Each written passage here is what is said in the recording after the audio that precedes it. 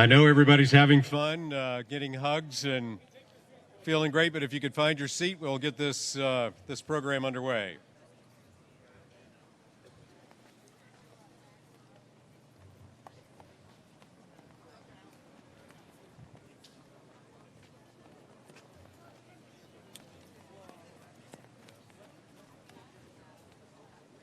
Well, thank you all for joining us here at this historic moment and historic place. And to kick this off with the national anthem, I'd like to invite Anthony Wayne up. Please rise. Good afternoon. It's a pleasure to be here, representing Mighty Real, a Fabulous Sylvester musical, because Sylvester was an incredible trailblazer who loved being himself. And so myself, Anthony Wayne, and my co-creator, Kendrell Bowman, created Mighty Real, a Fabulous Sylvester musical, which is coming to Broadway next year, so that we're to be a beacon of light for people of color, for people of every gender, every race, every light, to know that you can be yourself regardless of any situation. And so it's a pleasure to be here. And you can put your hand on your heart, and you can close your eyes, or you can open them and just listen to every single word.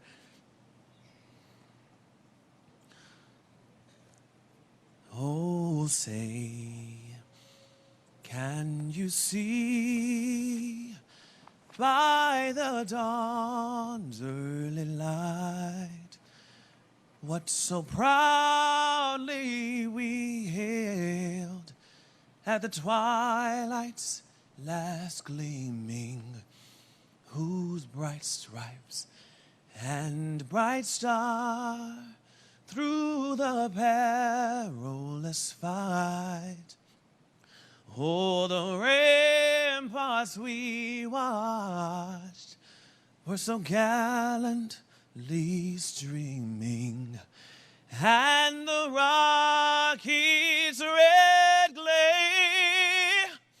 the bombs bursting in air, gave proof through the night that our flag was still there. Oh, say, does that star-spangled banner yet wave o'er the land of the free and the home of the brave? Thank you.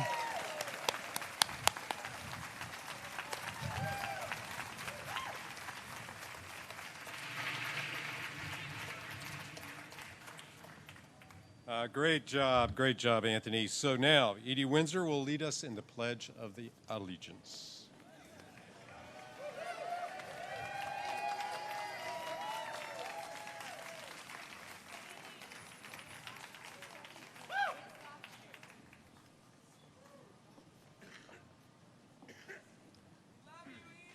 Make sure this is close enough. I pledge allegiance to the flag of the United States of America and to the republic for which it stands, one nation, indivisible, with liberty and justice for all. Thank you. Thank you. Thank you.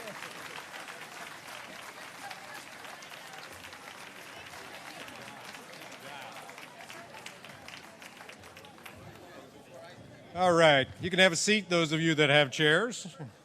I'm John Jarvis. I'm the director of the National Park Service, and I want to welcome you all here on this fantastic day. 2016 is the centennial of the National Park Service. We are 100 years old, and we pride ourselves as being America's storyteller, and we tell story through place. And we have made a commitment in our second century that we will tell the complete story of America. And I could not be more proud than today, where we are here to celebrate and recognize the first new unit of the National Park System, the first national monument dedicated to the story of the lesbian, gay, bisexual, transgender community and their fight for equal rights.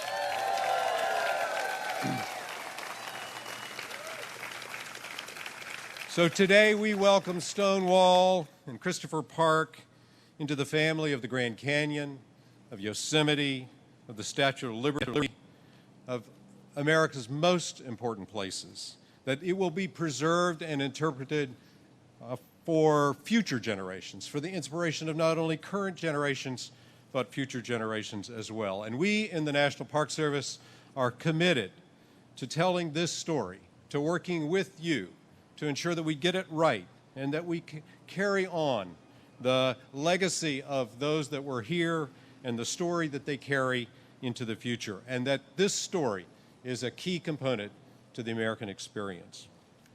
So there's a long list of people who are going to talk today, and right up front, Tommy Lanigan-Schmidt, who we know was here because his photograph is right in there on that first night. So Tommy, please join us at the podium.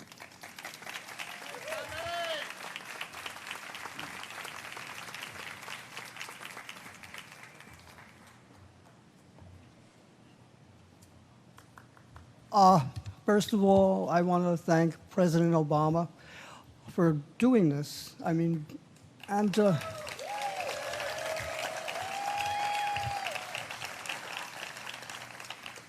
now I'm going to take you on a little journey back in time.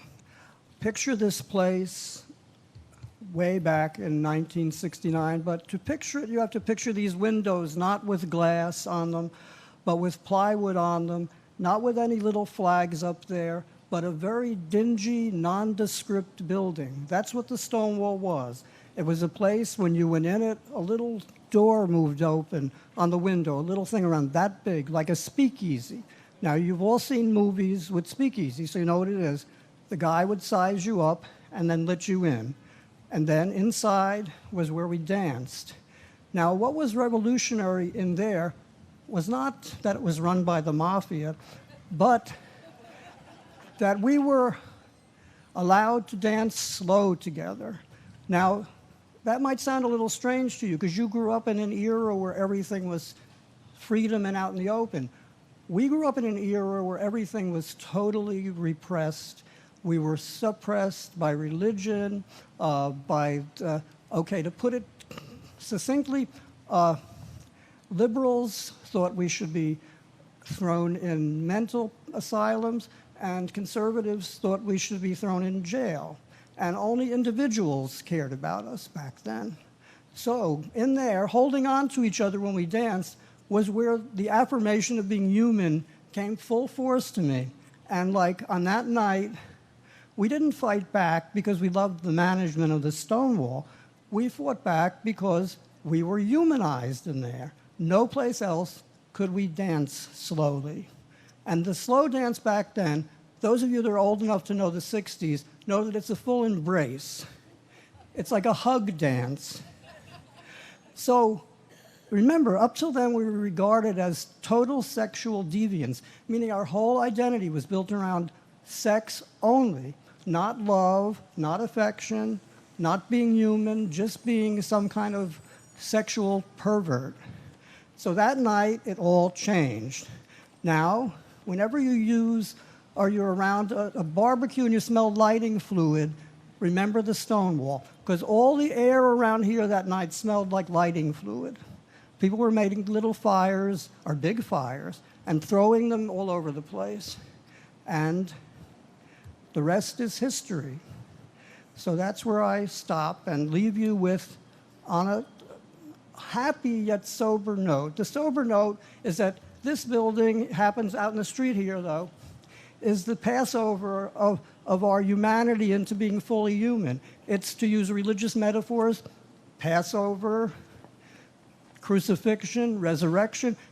Speaking of resurrection, during the Stonewall ride itself, when the doors were being knocked in by the fire hydrant, made a big noise, boom, boom, boom. You could hear that. Okay. The doors suddenly opened, and even back then, it instantly, immediately reminded me of an Easter service at an Orthodox church where everything's quiet and then the doors open and all the lights go on and everyone celebrates Easter and the resurrection. So on the resurrection message is where I stop and introduce Valerie Jarrett, senior advisor to President Obama.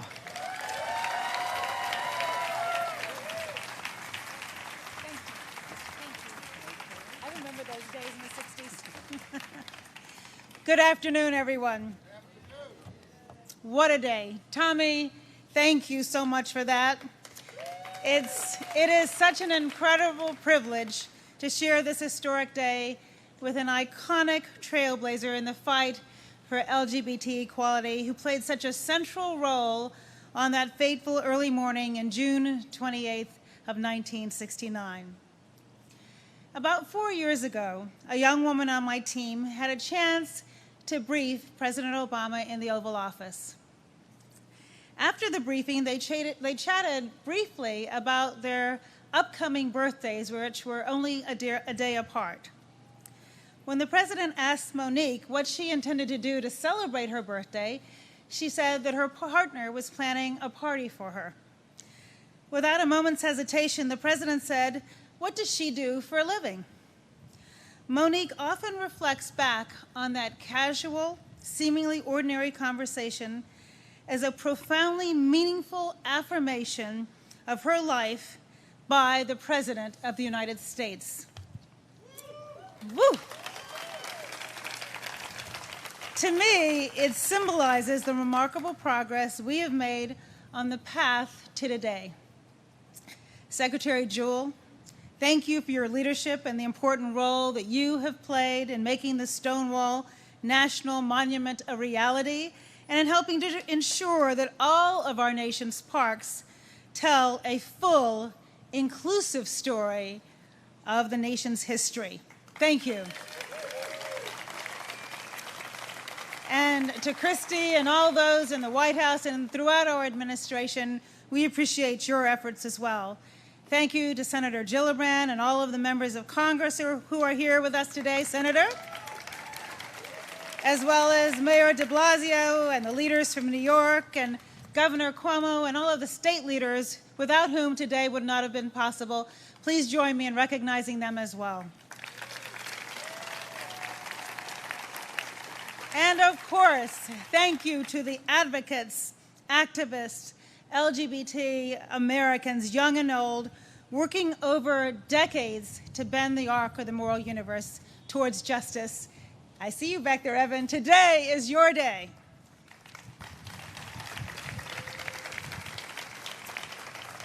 I am certain that President Obama envisioned this day during his second inaugural address when he said, and I quote, "We, the people, declare today that the most evident of truths, that all of us are created equal, is the star that guides us still, just as it guided our forebears through Seneca Falls and Selma and Stonewall." And so today, on behalf of President Obama, I proudly formally announce that his designation of the Stonewall National Monument is happening right now. Thank you so much.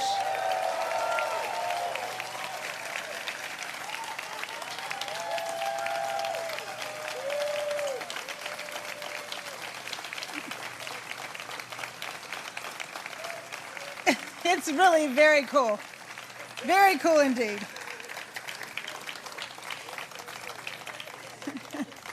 As I reflect back over the last 7.5 years since President Obama took office, our progress towards the goal of equality has been tremendous.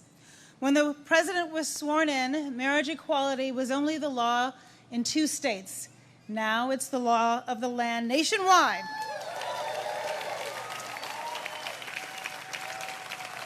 Because our Supreme Court recognized what we have all known all along: love means love. Our president proudly signed the Matthew Shepard and James Byrd Hate Crimes Prevention Act. He signed the repeal of Don't Ask, Don't Tell.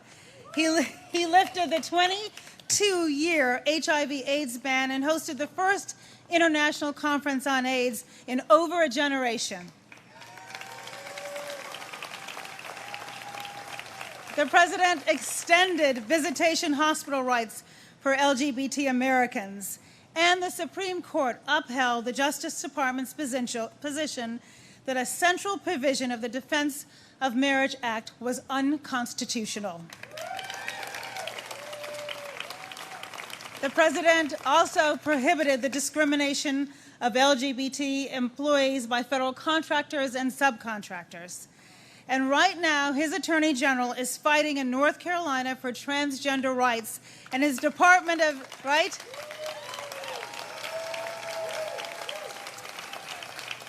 And his Department of Education is helping schools all across America protect the rights of transgender students. Of course, while this progress that we've seen in America seems swift, we know that it stands squarely on the shoulders of decades of work, of step forwards and, yes, of steps back, of ordinary people who refused to sit down, who demanded to be heard over and over and over again, and today is their day. This moment is a long time in the making. From the early years of Del Martin and Phyllis Lyons of the daughter Bilitis, to the Audre Lorde and all who dared to tell their stories as lesbian Americans, to the days of Harry Hay and Frank Kameny of the Mattachine Society, who defended their rights as gay men to serve a drink, and Frank's work with Barbara Giddings on the protest every year on the 4th of July, Independence Day, in Philadelphia, and to the students of activism of Stephen Donaldson, a bisexual man who founded the first LGBT collegiate organization at Columbia University right here in New York, to Compton's cafeteria, where Felicia Elizondo linked arms with her transgender sisters to fight back against discrimination. And of course, to the event that we are all here to commemorate today, when in the early morning hours of June 28, 1969, a group of LGBT Americans at one of the city's most popular LGBT bars, the Stonewall Inn, rose up against a police raid that threatened their sanctuary and equality. When Mary Martha Shelley and Tommy and Marsha Johnson and many others refused to back down and fought for the dignity and equality that they knew they deserved. And if not for the courage of those brave Americans, including those who are here with us today and those who have perished along the way, Christopher Park may never have become the nationally recognized hallowed ground in the struggle of LGBT rights. So we owe them our debt of gratitude. Thank you so much.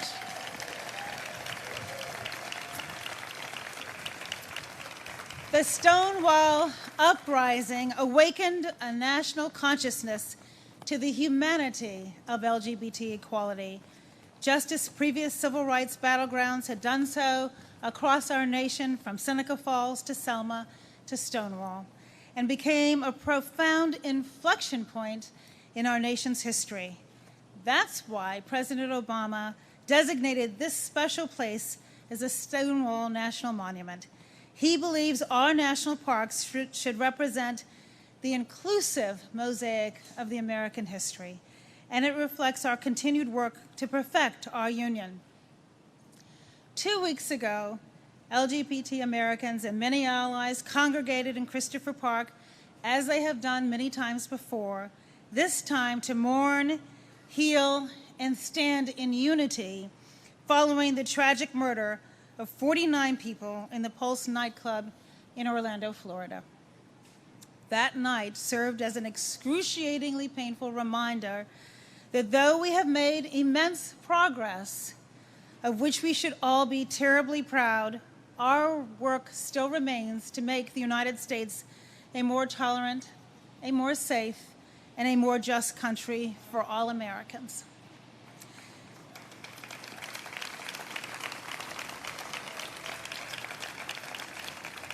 Today is a symbol of strength, determination, resilience of our character, and the true goodness of our struggle.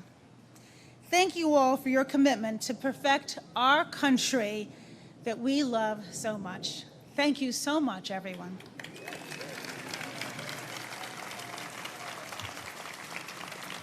Right back at you. And so now it is my pleasure to introduce the Secretary of the Department of Interior and my friend, Sally Jewell.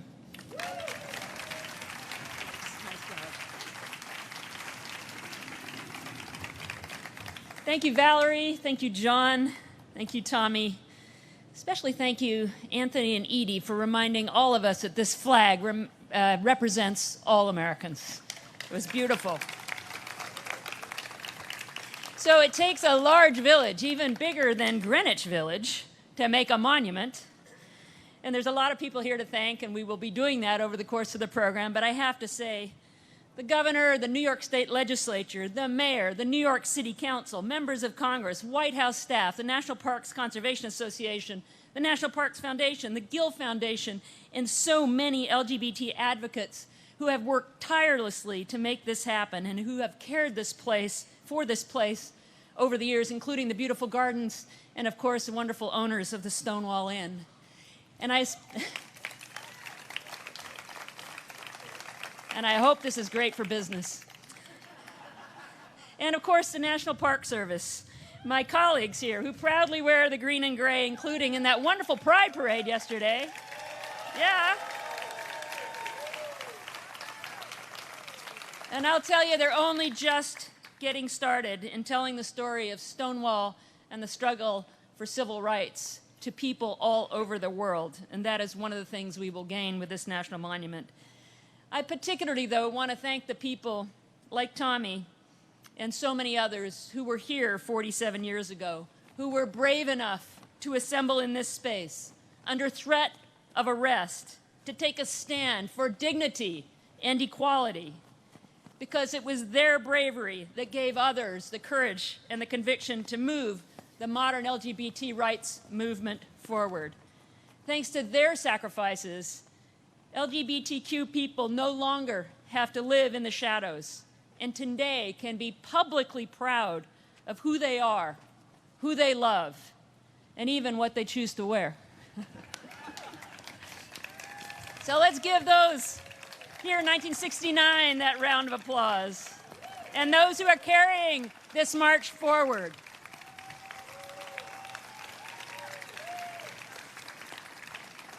So the National Park Service is America's storyteller. They shine a light on the moments that make us proud and those from our darker chapters that make us reflect. National monuments help the National Park Service preserve our unique natural and cultural heritage. The splendor and majesty of natural landscapes, like the first one in 1906, Devil's Tower National Monument in Wyoming, or that little one called the Grand Canyon that Congress later made a national park along with many others. Or here in New York City, the Statue of Liberty and all that she represents.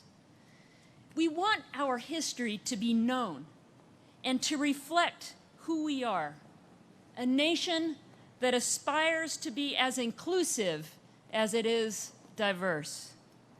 So thanks to the work of this administration, monuments now more accurately reflect the diversity of our people, the struggles we have overcome, and the inequalities we continue to fight.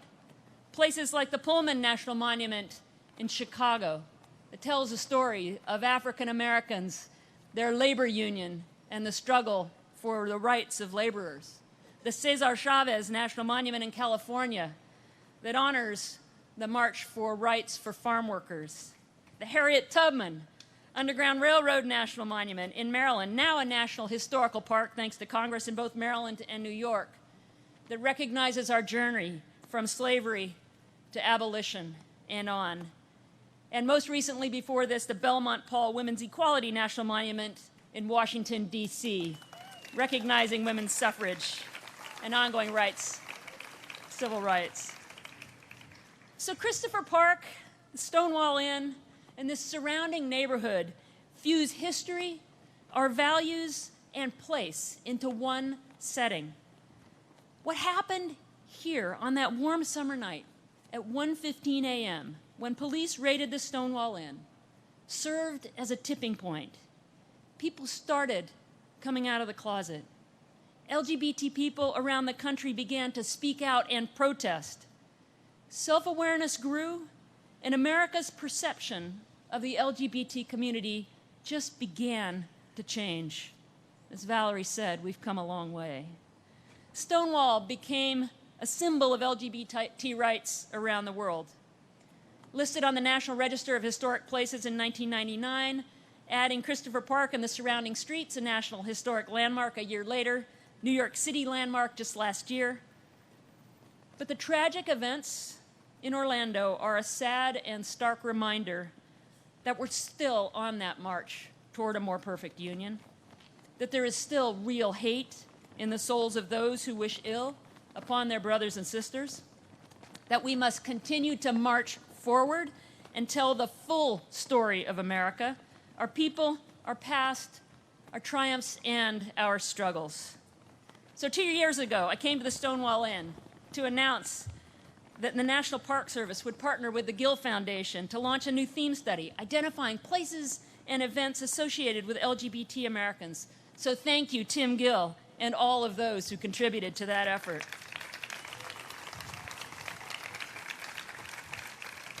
So I was back here again last month at a public meeting to hear the views of neighbors, activists, elected officials, and others.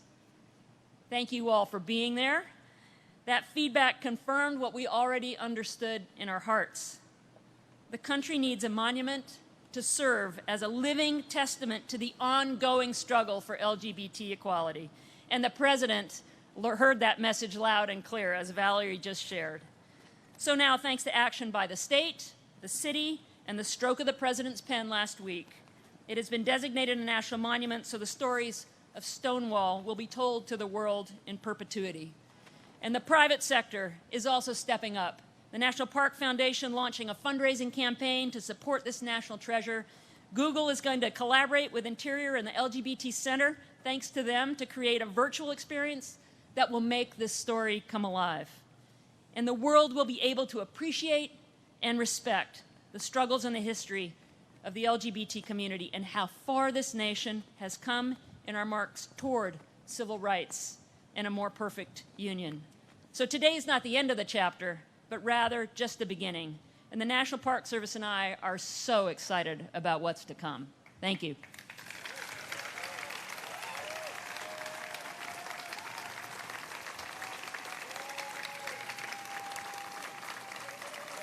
Thank you. So now, it is my great pleasure to introduce to you a woman who has been a champion for the fight against HIV and AIDS and for transgender health and welfare. Please join me in a warm welcome for Octavia Lewis.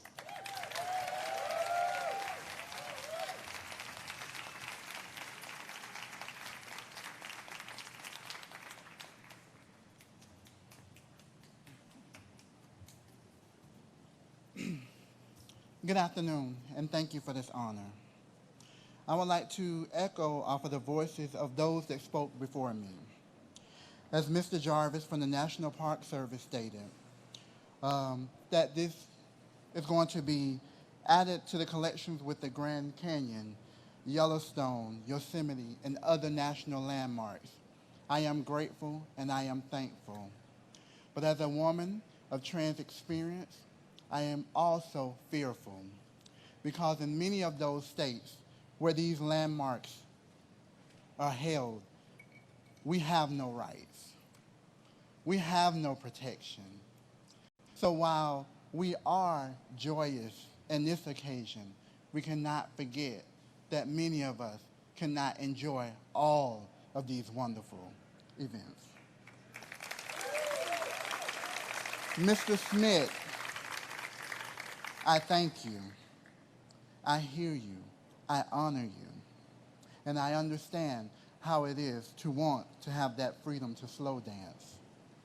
But also, I am reminded that we also want the freedom to be able to use the restrooms.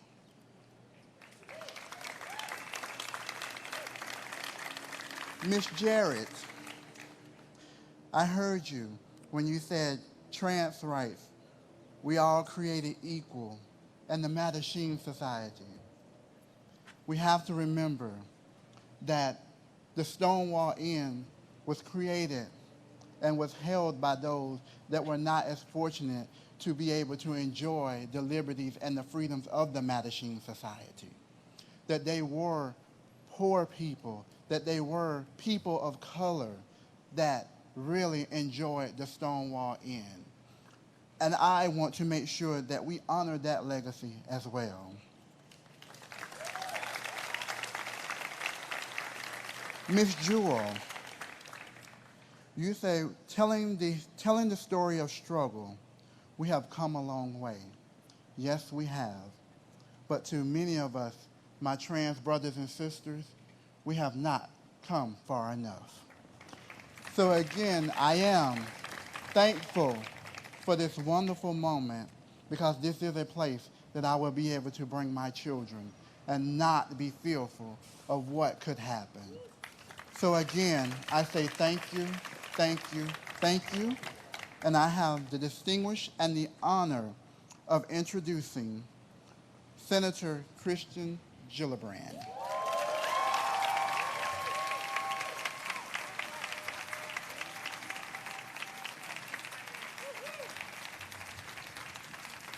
Thank you so much. That was so inspiring. And thank you to everyone here. I can't tell you how much joy I feel at this moment.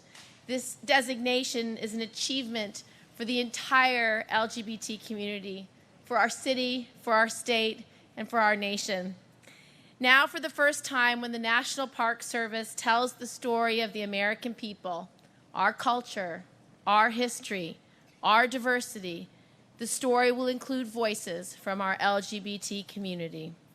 People from all over the world will come to the Stonewall National Monument just as they visit places like Selma and Seneca Falls, and they'll be able to learn about the long and often difficult journey that the American LGBT community has taken to reach this day. We've celebrated some incredible victories in recent years, from the repeal of Don't Ask, Don't Tell, to the Supreme Court decision to recognize the right to marry in all 50 states. And we've also mourned together over some of the most tragic crimes our nation has ever seen. Like all of you, I was devastated when I heard about the attack in Orlando. My heart goes to everyone who was affected by this awful, hateful crime, especially the family and friends of our victims. One of those victims was from here, from New York City. His name was Enrico Rios, and he was 25 years old, and he worked at a nursing home in Brooklyn. He had recently earned his degree to become a social worker. Enrique and the other victims in Orlando were happy people, dancing together, laughing, celebrating who they are in the middle of Pride Month in a club that had always been a safe haven for them. Now more than ever, we need to tell the American LGBT community story to the world. So I applaud President Obama and Valerie Jarrett for designating the Stonewall Inn as a national monument. I am very aware of all of the advocates and activists who have raised their voices for so long to make this historic day happen, and I am in awe of them. I often say that nothing ever changes unless ordinary people stand up, tell their story, and demand change. And so many of you here today have been doing that your whole lives. So I encourage everyone here to keep speaking out about LGBT rights, about all of the issues that affect our LGBT community. And our next step is to pass a bill through Congress to elevate this from a national monument to a full-fledged national park, and I will continue to support this. Congratulations to everyone. And it is now my privilege and pleasure to introduce the author of the bill, Congressman Jerry Nadler, who has never stopped fighting for LGBT equality.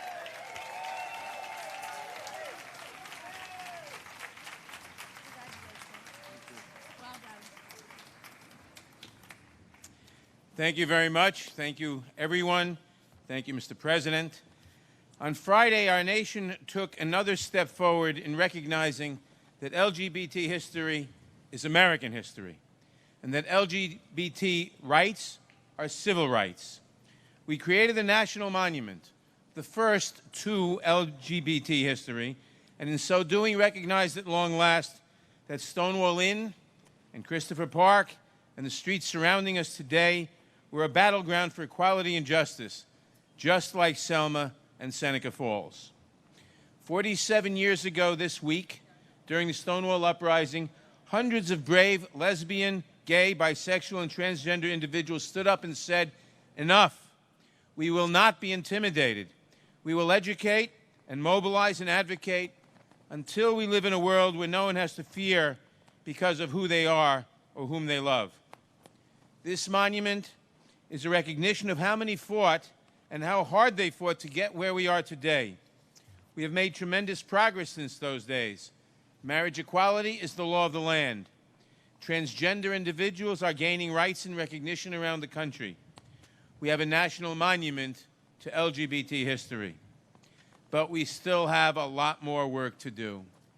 We are still mourning the senseless deaths in Orlando, the most deadly mass shooting in American history, driven by hatred. The killer who attacked Pulse in Orlando sought to shatter the world of the LGBT community and to terrorize and intimidate both the LGBT community and our nation as a whole. We are saying enough again. We are fighting in Congress for gun reforms and taking a stand, and we are going to stand together.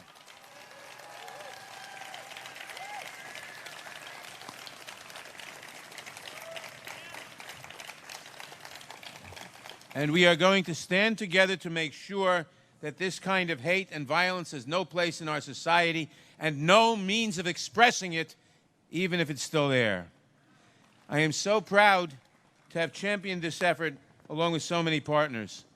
Thank you, President Obama and Secretary Jewell.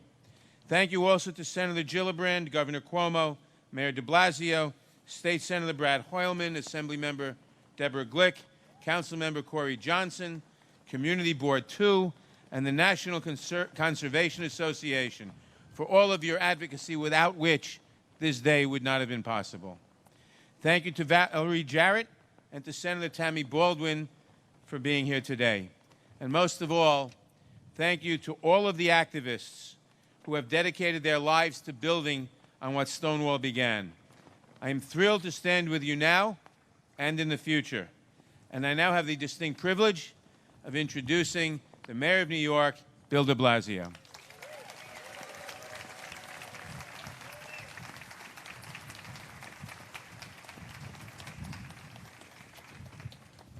Let's thank Jerry Nadler for over 30 years of fighting for civil rights and human rights.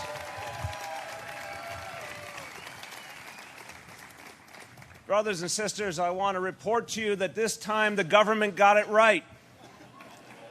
Something very good is happening today here in New York City. And I want to say on behalf of 8.5 million New Yorkers, thank you, President Obama.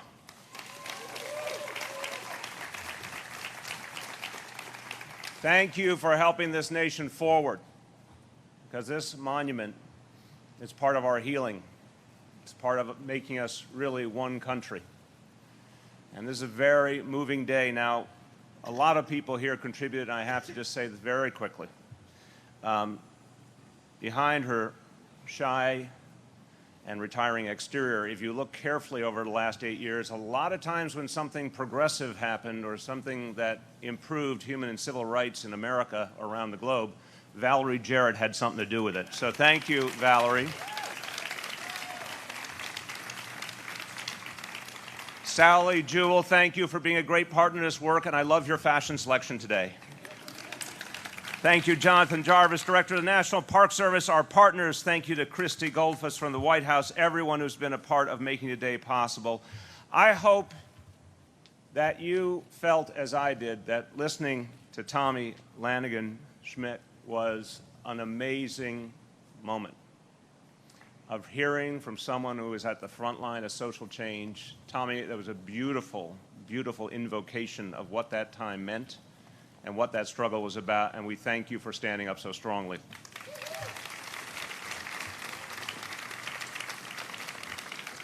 And here at the front lines today, Octavia Lewis, thank you for your fight, and we heard you.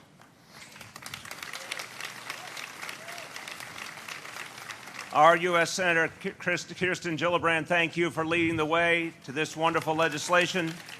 And a trailblazer in her own right, Senator Tammy Baldwin, we honor you.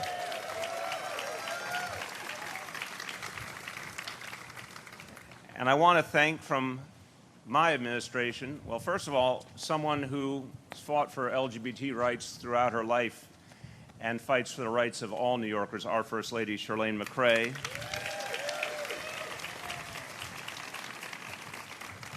Someone who kept all New Yorkers safe yesterday during that extraordinary parade. Thank you, Commissioner Bill Bratton, and thank you to the NYPD. Thanks to our Parks Commissioner, Mitch Silver, and everyone at the Parks Department is a great part of this great effort. We appreciate all the members of the administration who are here today. Look,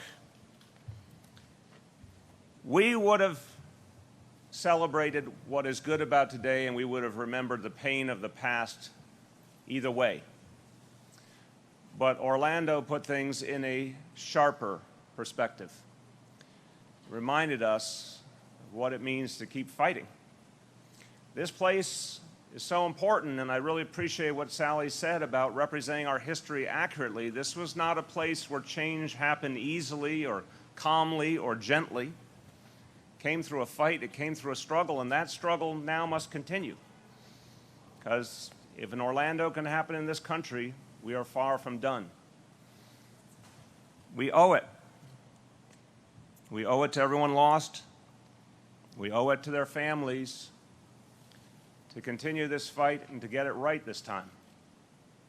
Our city believes that we have a special role to play in a nation where there are still too many voices of division, and they've seemed to have come out ever more strongly in the year 2016, and we see it around the world as well.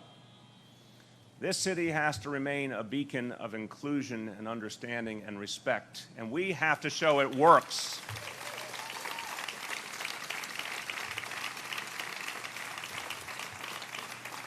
And brothers and sisters, it worked yesterday. The loudest, proudest, biggest pride parade we have ever had in the history of this city.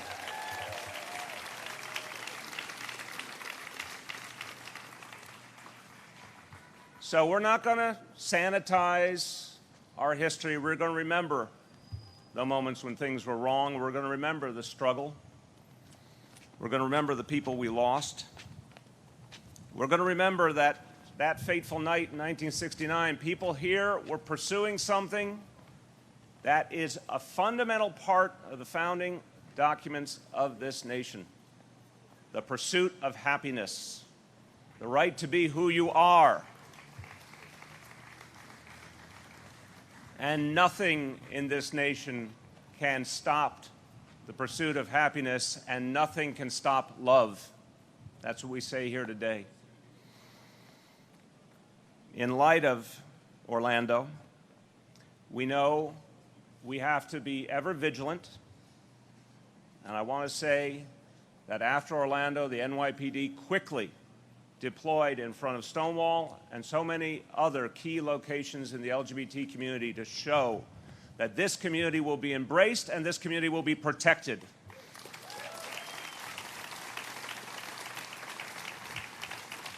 And the same is true for our Latino community that were also such painful victims of Orlando.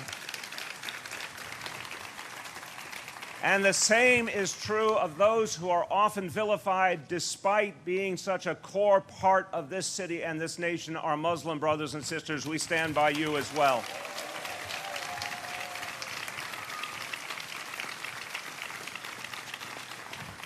So this is a piece of progress. The fact that we had a St. Patrick's parade this year that included everyone was a piece of progress.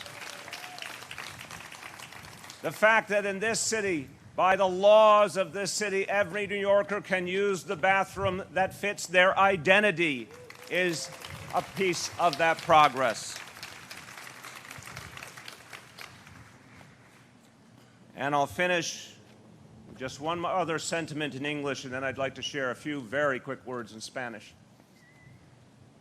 But remember, every attack is an effort to silence us. Every attack is an effort to change our values, our beliefs, our way of life, whether it's an attack of terror or an attack of hatred and division.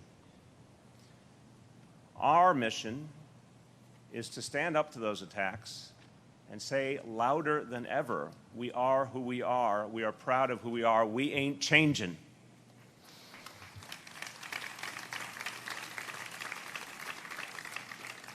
Después del trágico ataque en Orlando, no hay mejor momento para reconocer a Stonewall como el primer sitio histórico nacional LGBT en los Estados Unidos. Este lugar está en el centro de nuestra historia, nuestros valores y el progreso que hemos logrado como ciudad y como nación. En Nueva York aceptamos plenamente a todos los neoyorquinos de cada comunidad, sin importar de dónde viven o la persona a quien aman.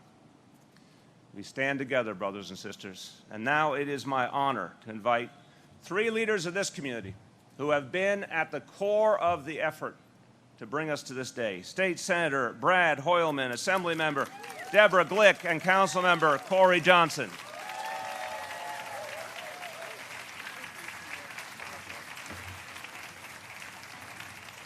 Thank you so much. Thank you so much, Mr. Mayor. I'm State Senator Brad Hoylman, representing proudly this neighborhood. First, I just got to say, the park rangers look amazing. Now, there wasn't a National Park Ranger in the Village People, but there should have been. And now there will be. Thank you, Valerie Jarrett, and President Barack Obama. President Obama is our first gay president. If Toni Morrison could call Bill Clinton the first black president, I think we in the LGBT community can claim Barack Obama as our first gay president. Those lists of accomplishments are amazing. And I want to thank, of course, Senator Gillibrand and Congressman Nadler, without whom we would not be here today. Of course, the mayor and Governor Cuomo and the First Lady, Community Board 2, the Gill Foundation, Tommy, we stand on your shoulders today. I don't think any of us would be up here as elected officials without your advocacy back in 1969, so thank you. And I just wanted to share a brief discussion because it relates to the monument and how Assemblywoman Glick and I passed the legislation in Albany. We were told, and this is something that needs to be said, that we had to excise any reference to LGBT, to the events of June 28th, 1969, no mention of Stonewall or the Inn itself, or the historic events that set off the worldwide gay liberation movement.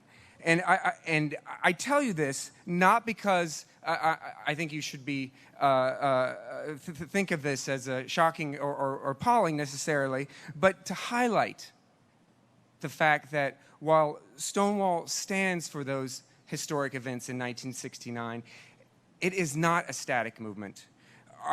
This is our community's town square. It's our back porch, and we still have work to do here in New York State. Our transgender brothers and sisters know that they do not have full equality, even in New York State.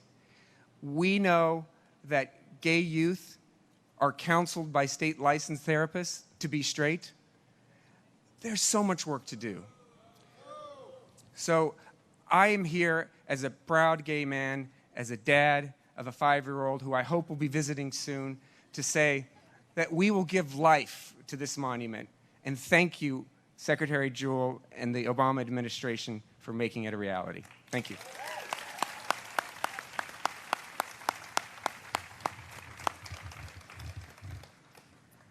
Always careful with the electronics.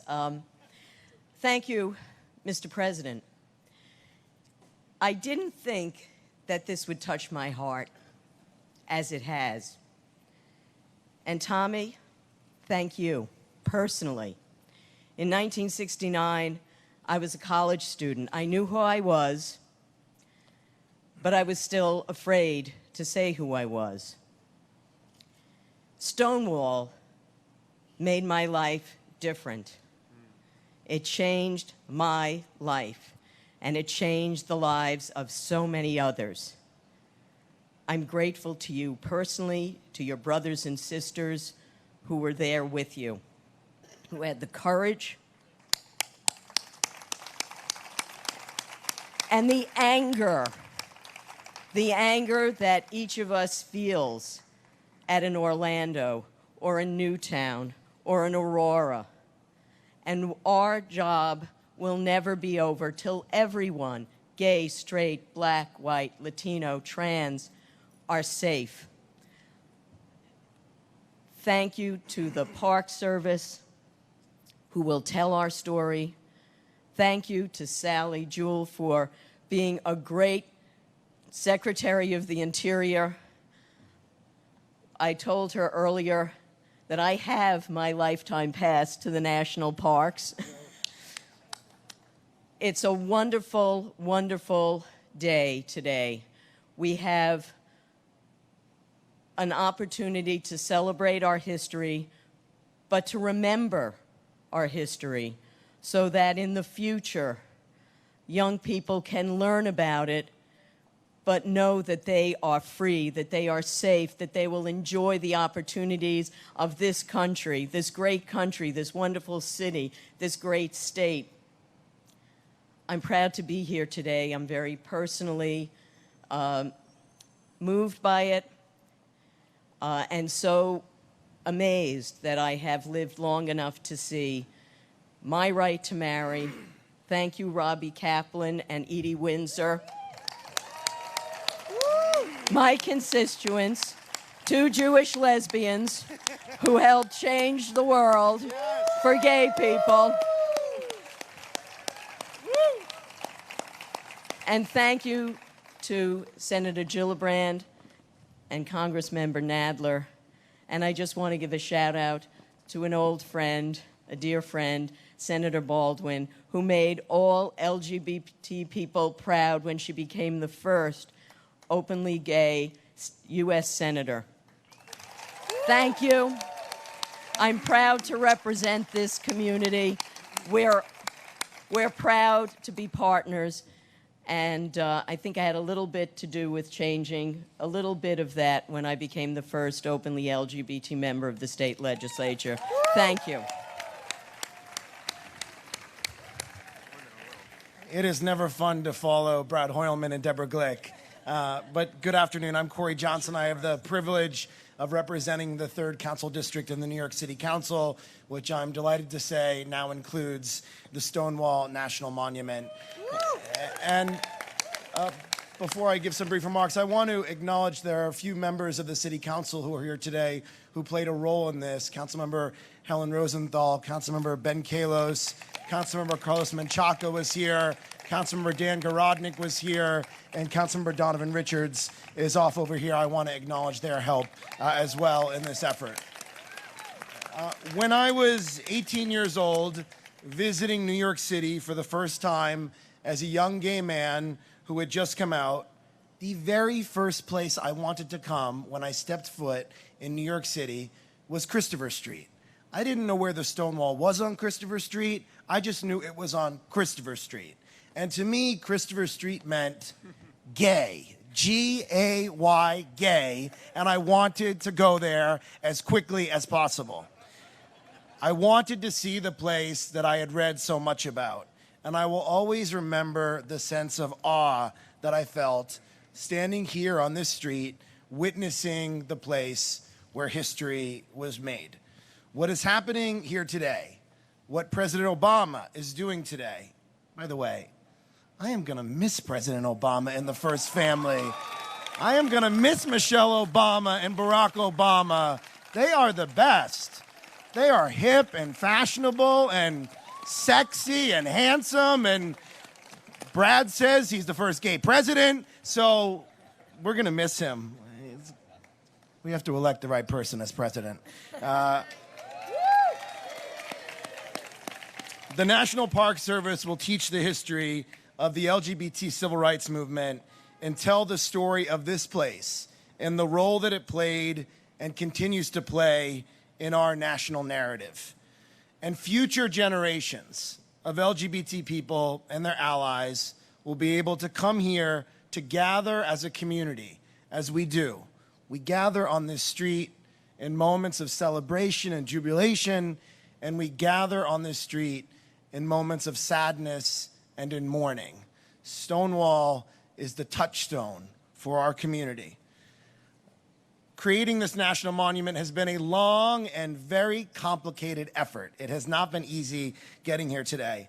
And I want to thank one person in particular who really led the charge.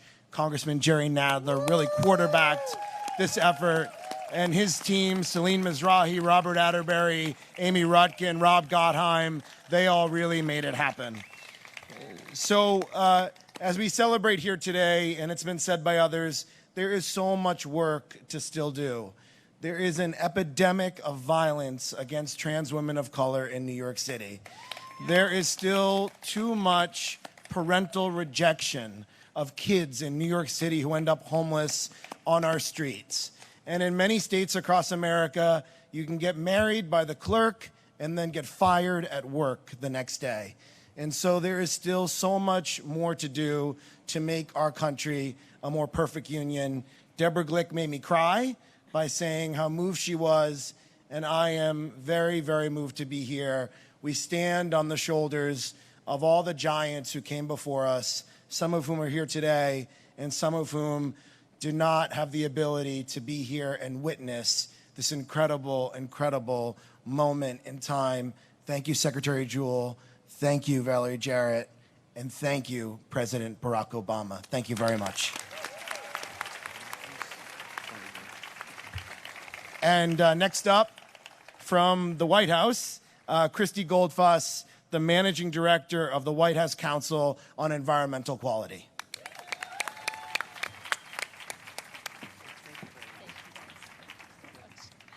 Hi, everyone. I got a chance to stand here just about 2 years exactly with Secretary Jewell and launch the theme study, where we really started to explore what are the places that tell the struggle of the LGBT civil rights movement. At that moment, we were told unequivocally that there was no way we could get to this point where it would be designated as a national monument. There were too many hurdles, too many legal steps that needed to be taken. But it was one of those ideas that just seemed like it had to happen. How could it be that this president, that during this time of the struggle, that we couldn't launch the first national monument dedicated to this struggle? As a mother of two, I can just say the idea that when you get that passport and you travel with your family to visit national parks across this country, there will now be a page for Stonewall National Monument. There'll be a story that you will learn about and a stamp you can get. And children who struggle will always know they are not alone before they've even come out on their own.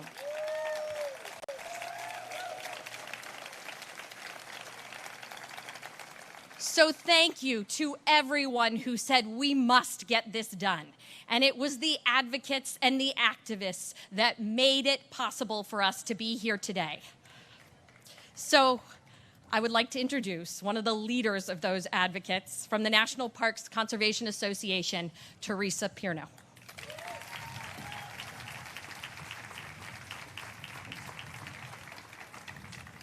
Thank you, Christy. And what an honor it is to be here today. And I have to tell you, having the opportunity to march in the Pride Parade and feel the warmth and the love and the excitement when they saw the National Park Service and saw Stonewall. It was just an amazing experience.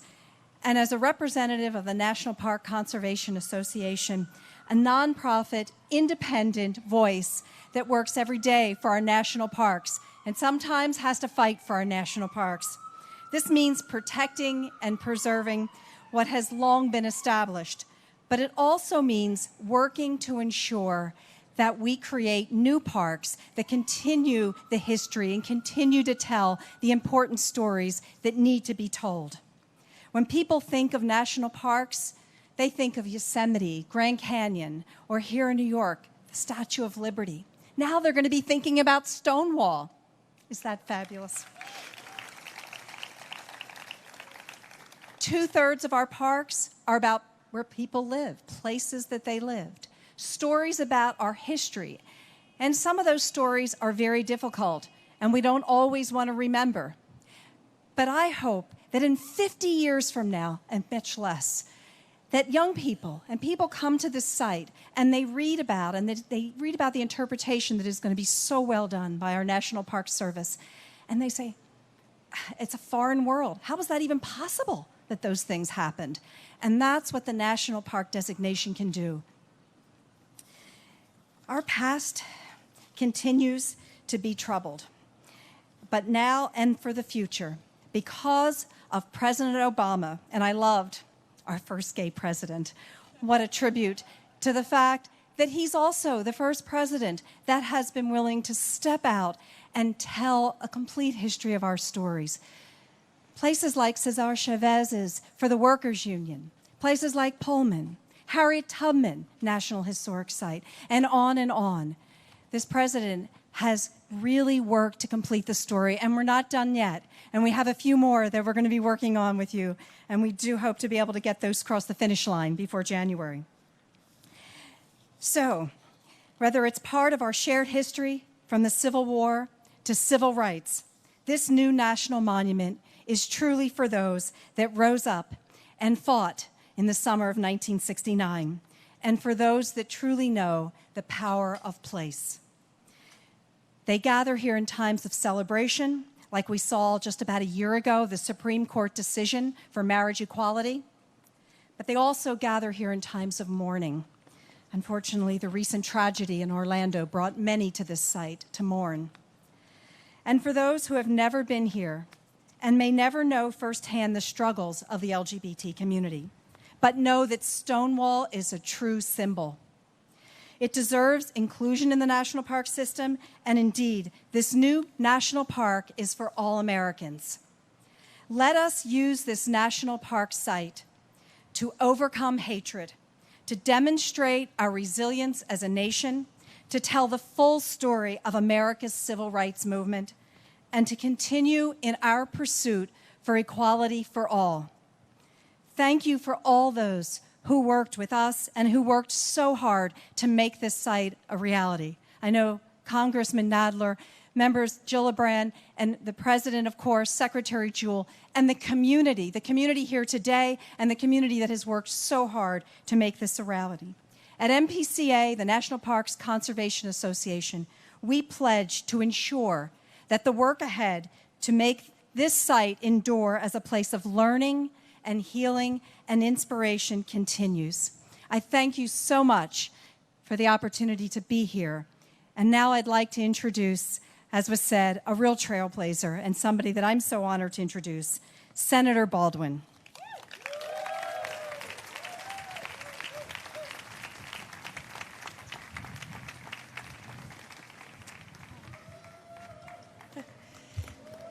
Thank you. So, I know I stand between you and the unveiling of the monument, so I will be very brief, but what an honor it is to be joining you on this very, very special day. You know, I had the privilege of attending the 25th anniversary of Stonewall back in 1994. And for years, as so many have said, this has been an unofficial memorial, an unofficial monument, a place where people in the LGBT community and our allies have had pilgrimages.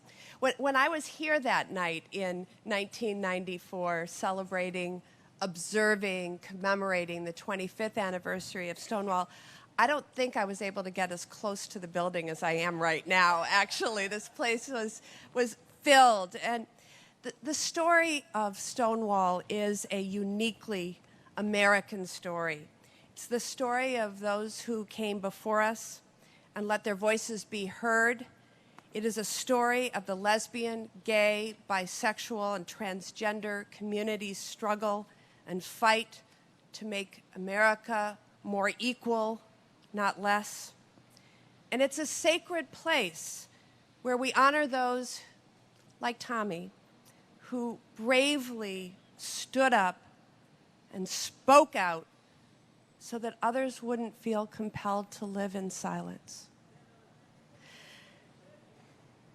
Today's recognition by President Obama, the entire Obama administration, of Stonewall as a national monument means so much to me and to so many others across the nation and truly around the globe. It acknowledges with pride a lesbian, gay, bisexual, and transgender movement that has contributed so much to our American story and made our country stronger. This recognition says without reservation that we are indeed greater together. And our American story is now a little more whole and a little more truthful by sharing our part of that narrative.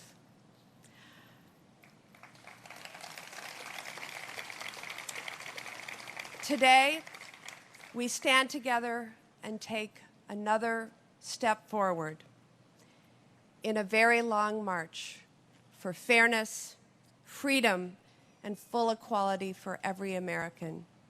Thank you to our leaders for making this day possible. Congratulations on this moment.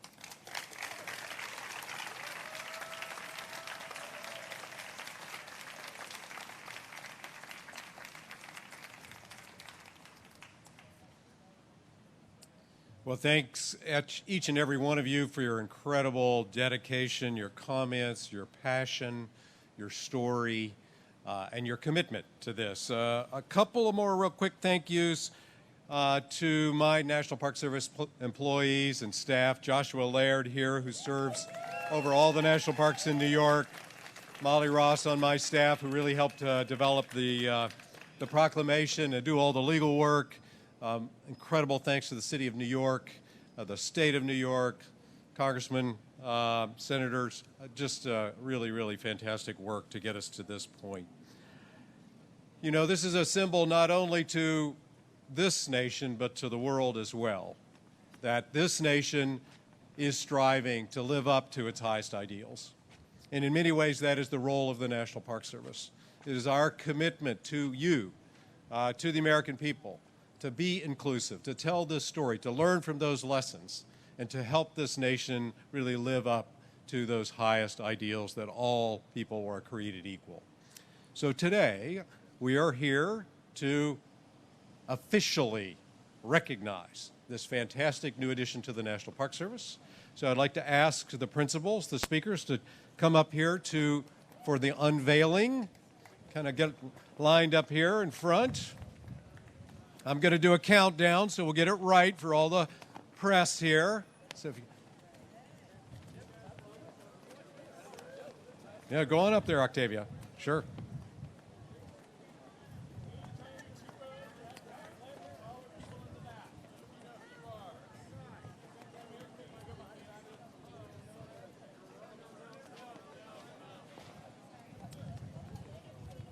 Okay, all you cameras ready here for the unveiling of the sign. I'm going to count down from 3. 3, 2, 1. Unveil the sign.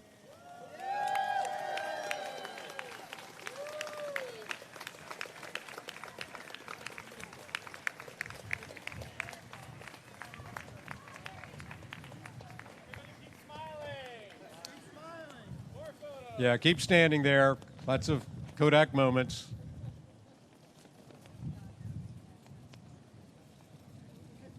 We're going to do a press availability here in front in a minute, and then we ask everybody to celebrate and have a great time and find your park.